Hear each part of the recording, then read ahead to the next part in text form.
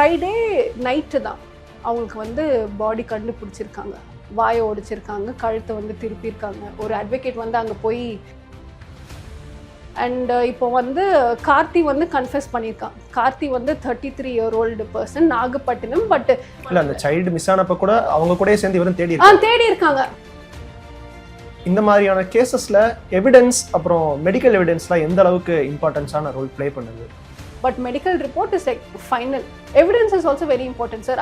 அதான் நான் சொன்ன மாதிரி ஹியர்ஸே எவிடன்சஸ் மட்டும் போதாது. இப்போ ஆல்வேஸ் கவர்மெண்ட் வந்து ஹெல்ப் பண்ணுவாங்க, கவர்மெண்ட் வந்து பாதுகாப்பு கொடுப்பாங்க. அந்த மாதிரி இல்லாமல் நம்ம வீட்டில் என்ன பண்ணுறோம்? Sex education has to be encouraged. But laws must be made strict. Encounter நடக்கலாம், பட் என்கவுண்டர் கூட அதுக்கு முன்னாடி இன்வெஸ்டிகேட் பண்ணி தான் என்கவுண்டர் பண்ண முடியும்.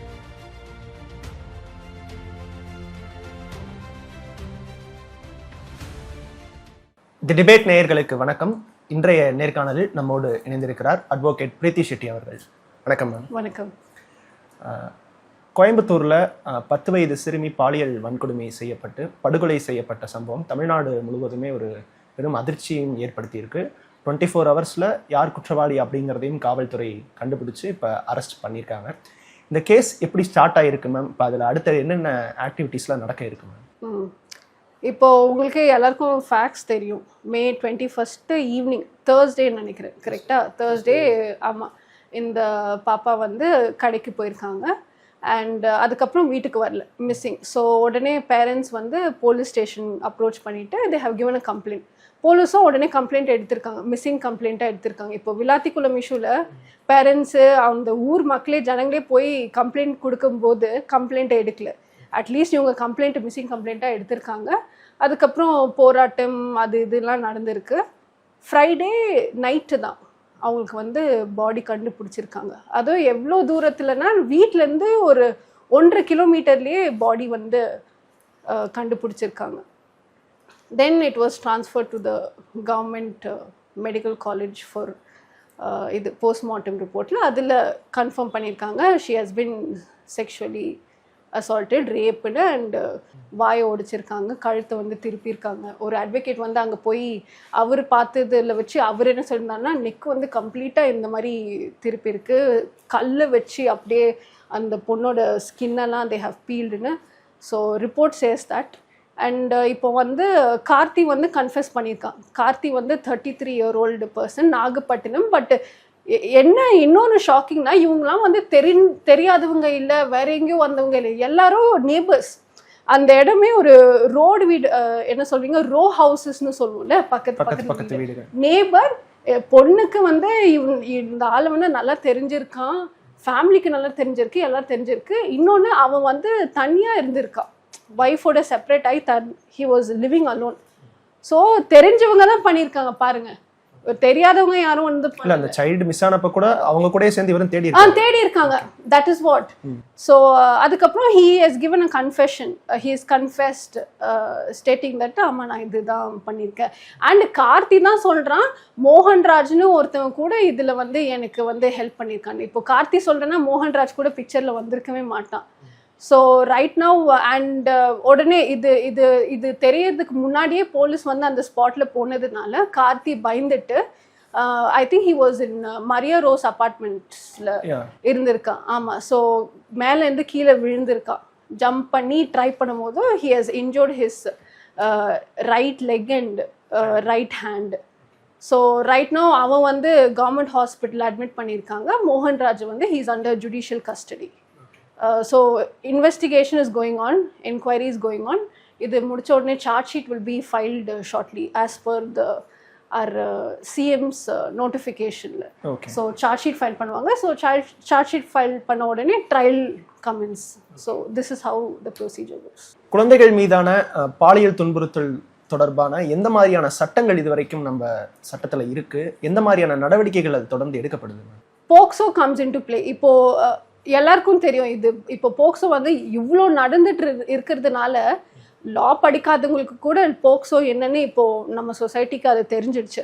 POCSO comes into play. இப்போ இந்த கேஸ் எடுத்துட்டிங்கன்னா இப்போ பிஎன்எஸ் படி 100 also comes into play because murder ஆயிருக்கு கரெக்டாக, மர்டர் வரும், கன்சீல்மெண்ட் வரும், அபேட்மெண்ட் வரும். ஸோ போக்சோ மெயின்லி போக்சோ தான் when it comes to ஒரு கேஸ் பற்றி ஃபஸ்ட்டு கம்ப்ளைண்ட் கொடுக்குறாங்க, எஃப்ஐஆர் ரிஜிஸ்டர் செய்கிறாங்க, அதுக்கப்புறம் நடக்கக்கூடிய நடவடிக்கைகள்லாம் என்ன மேம்? அதில் இப்போ வந்து சார்ஜ் ஷீட் ஃபைல் பண்ணுறது அப்படிங்கிற ஒரு ஸ்டேட்மெண்ட் சொல்கிறாங்க.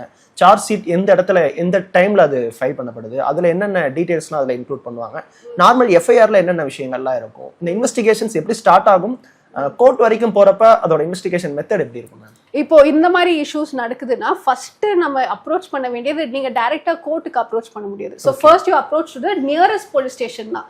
நியரஸ்ட் உங்க வீட்டு அந்த சம்பவம் நடந்த இடத்துல அதுக்கு பக்கத்துல என்ன ஸ்டேஷன் இருக்கோ அந்த ஸ்டேஷனுக்கு உடனே யூ ஹாவ் டு கோ. நீங்க வந்து ஓரலாவும் கொடுக்கலாம், ரிட்டனாகவும் கம்ப்ளைண்ட் கொடுப்பீங்க. அந்த கம்ப்ளைண்ட்டை ஃபைல எடுத்துட்டு இன்வெஸ்டிகேட் பண்ணுவாங்க, என்கொயர் பண்ணுவாங்க என்ன நடந்தது, எப்போ நடந்தது, யார் இன்வால்வ்டுன்னு.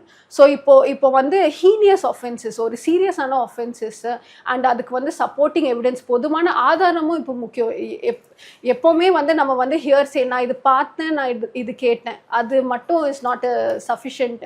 அது வந்து இட் கம்ஸ் அந்த ஒரு witness, you can go as a witness, அது கொடுக்கலாம். பட் பேஸ்ட் ஆன் தட் தான் ஒரு கேஸே நடக்குதுன்னு இட்ஸ் வெரி, அந்த மாதிரி கேசஸ் வந்து ரொம்ப கஷ்டம் கிராக் பண்ணுறதுக்கே. கோர்ட்டுக்கிட்ட கூட நம்ம ஏதாவது போகிறோம்னா கோர்ட் will ultimately ask, உங்களுக்கு supporting what is the substantial proof that you have, substantial evidence that you have, அதுதான் கோர்ட் கேட்கும்.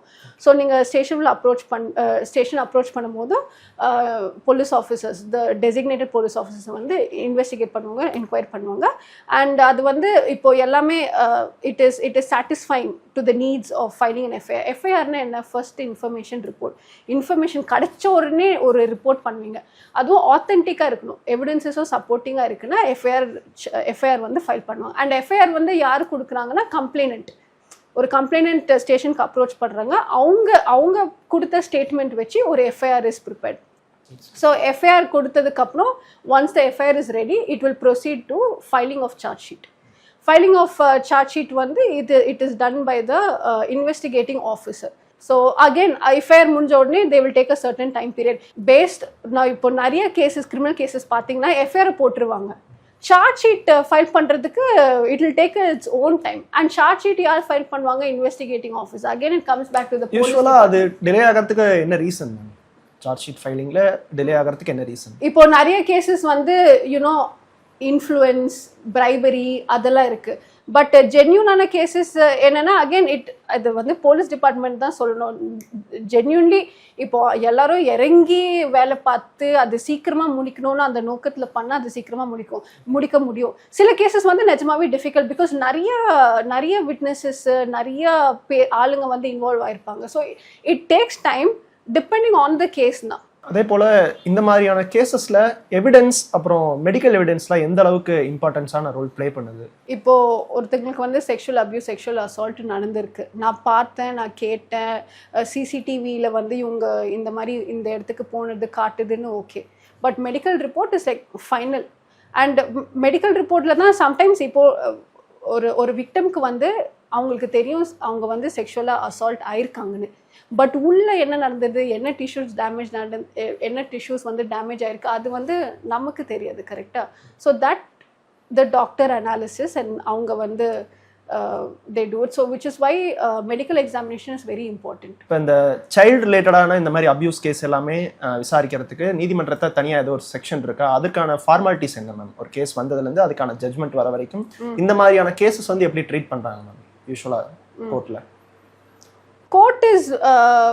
கோர்ட் வந்து இட் இஸ் வெரி, இப்போ போக்சோ கேசஸ்லாம் எடுத்துட்டிங்கன்னா it comes before the sessions court கரெக்டாக. ஸோ அது வந்து ஒரு இன்கேமரல் ப்ரொசீடிங்ஸ் தான்.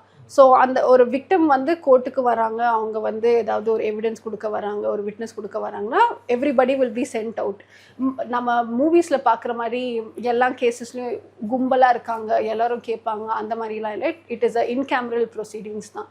So there is privacy. நம்ம பொண்ணுக்கு வரும் விக்டம்க்கு ரெப்ரசென்ட் பண்ணுறோன்னா நம்ம இருப்போம், இந்த கவுன்சிலும் அந்த council, judge will be and the parties will be. So that is how the proceedings in court happens. And POCSO matters or POCSO cases basically அது வந்து it goes on a faster கொஞ்சம் ஸ்பீடியாக தான் இருக்கும். ட்ரையல் வந்து கொஞ்சம் ஸ்பீடியாக, மற்ற cases மாதிரிலாம் இல்லை. But what is the issue? இப்போது போக்சோ மேட்டர்ஸ், நீங்கள் இப்போ ஒரு சிவில் சூட் எடுத்துட்டோன்னா அந்த கம்ப்ளைனண்ட்டோ பெட்டிஷனரோ கோர்ட்டுக்கு வர வேண்டாம், தேவையான டைமில் தான் வரணும். பட் இந்த மாதிரி கேசஸில் ஒரு கம்ப்ளைண்ட் கொடுக்கறதுக்கே விக்டிம் ஸ்டேஷனில் வந்து தான் ஆகணும், மஹிளா ஸ்டேஷனில் அந்த மாதிரி. ஸோ இதெல்லாம் பார்த்துட்டு இதெல்லாம் பயந்துட்டு இப்போ வந்து பொண்ணுக்கு அந்த இஷ்யூ வந்து ஒரு ஃபேமிலிக்கு தான் தெரியுது, ஒரு 5-10 ஆளுங்களுக்கு தான் தெரியுது. பட் அவங்க எல்லாரும் என்ன நினைக்கிறாங்க, ஸ்டேஷனுக்கு வரணும், கம்ப்ளைண்ட் கொடுக்கணும், அதுக்கப்புறம் கோர்ட் கூப்பிட்டாங்கன்னா கோர்ட்டுக்கு வரணும். இதெல்லாம் பயந்துட்டே நிறைய பேர் வெளியே வரல. நான் உங்களுக்கு I can give a list of cases which came to us. நம்ம கிட்ட வந்துட்டு அதுக்கப்புறம் கோர்ட்டுக்கு வரணும், ஸ்டேஷன் போகணும். ஏன்னா நம்ம வந்து ஒரு அவுட் சைட் பர்ஸ்பெக்ட்லேருந்து நம்ம பண்ணி கொடுக்கலாம். பட் அல்டிமேட்லி அந்த பொண்ணு வந்து தான் நம்ம பிக்சரில் வரணும். அது பயந்துட்டே நிறைய பேர் கம்ப்ளைண்ட் கொடுக்கறதுக்கு தவறுறாங்க, பயப்படுறாங்க. ஆமாம், கோர்ட்டுக்கு வரணுமே, கம்ப்ளைண்ட் கொடுக்கணுமே. அதுக்கப்புறம் இதெல்லாம் தெரிஞ்சதுக்கப்புறம் அந்த பொண்ணோட ஃப்யூச்சருக்கு என்ன ஆகும்? இது வந்து ஒரு பிளாக் மார்க் மாதிரி ஆகிடுமே, அவங்க மேரேஜ் ஃப்யூச்சர் அந்த லெவலுக்கு திங்க் பண்ணிவிட்டு நிறைய ஃபேமிலிஸ் வந்து they are not coming out. இதுதான் ஆக்சுவலி ரியாலிட்டி. இல்லைனா போக்சோ கேசஸ் தான் போயிட்டே இருக்கும். எவ்வளோதான் நம்மளாலையும் கண்ட்ரோல் பண்ண முடியும்? ஸோ இந்த மாதிரி போக்சோ இந்த மாதிரியான கேசஸில் எந்த மாதிரியான ஃபைண்டிங்ஸ் கடைசியாக கிடைக்குது நம்ம? ஏன்னா இப்போ ரிலேட்டிவ்ஸ் நிறைய பேர் இப்போ பேசுகிறதையும் நம்ம பார்த்துருப்போம். அவங்க எங்ககிட்ட கொண்டு வந்து விடுங்க, நாங்கள் அவங்கள பார்த்துக்குறோம், அவங்களுக்கு உச்சபட்ச தண்டனை கொடுக்கணும் அப்படிங்கிற மாதிரியான விஷயங்களை அவங்க எமோஷ்னலாக அவங்க பேசுகிறாங்க. இதோட கன்க்ளூஷன் என்னவா தான் இருக்கும் இந்த கேஸை பொறுத்த வரைக்கும்? எல்லா கேசஸும் எடுத்துக்கோங்க. நம்ம இந்தியன் லீகல் சிஸ்டம், நான் வந்து நம்மளை பற்றி, நம்ம கண்ட்ரி, நம்ம சிஸ்டம். ஏன்னா அவங்க சொல்கிற ஒரு சிலர் வந்து ஃபாரின் கண்ட்ரீஸில் இருக்கிற எந்த மாதிரி கேஸ் ஹேண்டில் பண்ணுறாங்க, அவங்க எந்த மாதிரி ஜட்மெண்ட் கொடுக்குறாங்க, என்ன தண்டனை கொடுக்குறாங்க அப்படிங்கிறதெல்லாம் கூட எமோஷனலாக கோட் பண்ணி பேசுகிறாங்க. ஆமாம். ஸோ பட் இந்தியாவில் அது என்ன சிக்கல் இருக்குது, நம்மளோட லா என்ன சொல்லுது? ஆமாம், நம்ம மக்களுக்கு தெரியும் கரெக்டாக நம்ம சிஸ்டம் வந்து எப்படி இருக்குது, ஸ்ட்ரிக்டாவாக இருக்குது.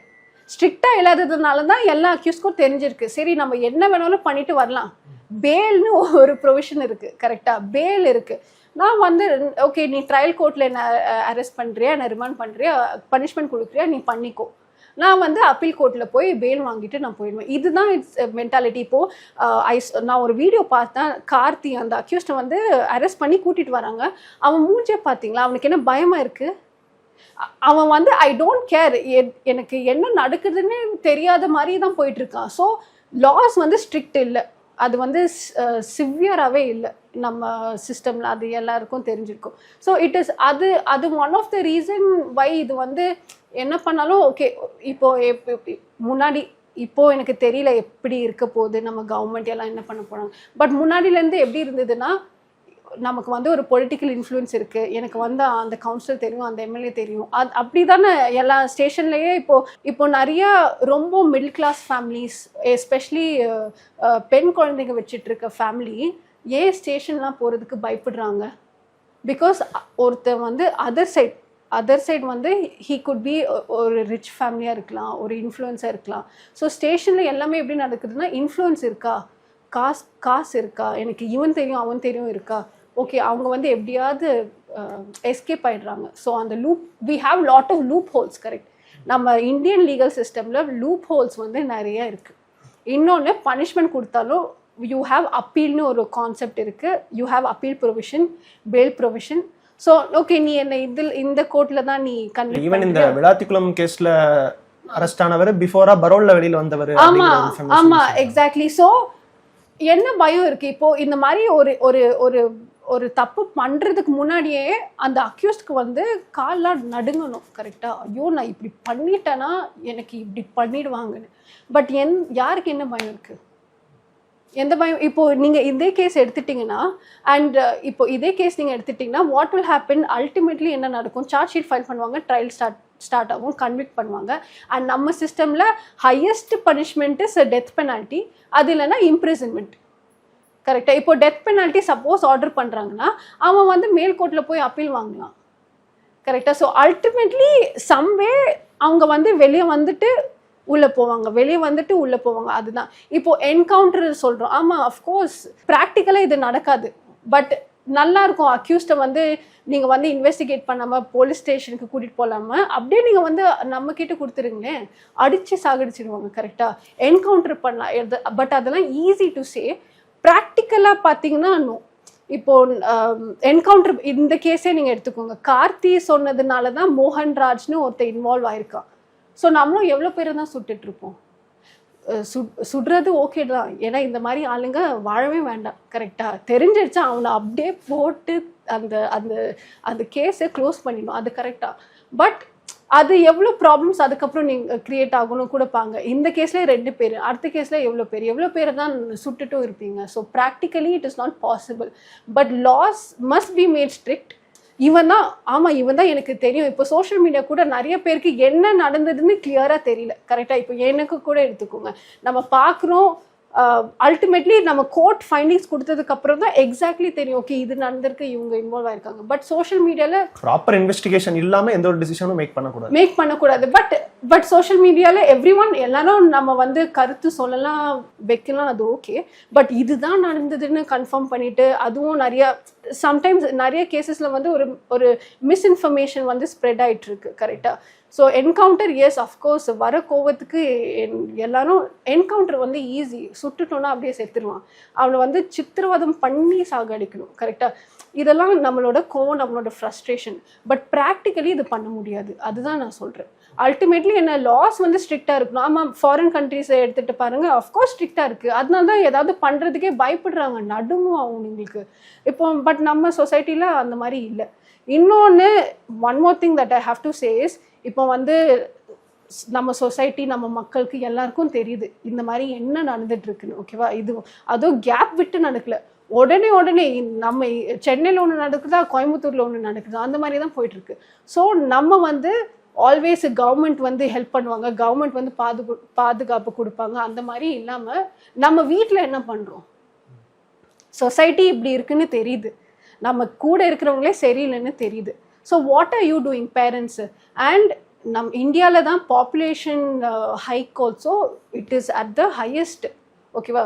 Sex education has to be encouraged. ஸ்கூல்ஸில் sex education has to be imposed. நிறைய பேருக்கு தெரியல. கரெக்டாக. பேட் டச் குட் டச் என்னன்னு தெரியல. ஸோ பேரண்ட்ஸ் தானே சொல்லணும். இப்போது இந்த கேஸே சாக்லேட் வாங்கி கொடுக்குறேம்மா, நம்மளோட டைம்லனா நான் சாக்லேட் வாங்கணுன்னாவே அம்மா கிட்ட கேட்டு தான் ஆகணும், பெர்மிஷன் கேட்கணும், சாக்லேட் வாங்கலாமான்னு. ஸோ இதெல்லாம் பசங்களுக்கு தெரியாது. பேரண்ட்ஸ் தான் நான் கற்றுக் கொடுக்கணும். இவ்வளோ ஃபஸ்ட்டாக இருக்குது, அந்த மாதிரி டைமில் தான் நம்ம வாழ்ந்துட்டு இருக்கோம்னா, ஸோ பேரண்ட்ஸும் ஏதாவது பண்ணணும்ல. You have to contribute something. மற்றவங்க வந்து எவனோ வந்து நம்மளை வந்து காப்பாற்றுவான், எவனோ வந்து நம்ம பார்த்துப்பான்னு அப்படியும் இருக்காதீங்க. I want to say this. Children also be aware. பசங்களும் அவேராக இருங்க, கேர்ஃபுல்லாக இருங்க. எங்கேயும் வெளியே விட வேண்டாம். அதுதான் நான் சொல்கிறேன். வெளியே விட்டிங்கன்னா கூட யாராவது உங்களுக்கு நிஜமாவே நம்புறவங்களோட நீங்கள் பசங்களை வந்து லெட் தெம் ட்ராவல். ஸ்கூல்ஸ் கூட சேஃபாக இல்லை. கரெக்டாக. ஸோ எதுவுமே சேஃபாக இல்லைன்னு தெரிஞ்சிச்சு. அப்போ நம்ம தானே கொஞ்சம் கேர்ஃபுல்லாக இருக்கணும். இந்த பாப்பாவுக்கு வந்து தெரியுமா இவன் வந்து இந்த மாதிரி பண்ணுவான்னு. ஸோ பேரண்ட்ஸ் வந்து ஏதாவது கற்றுக் கொடுத்துருக்கணும்ல.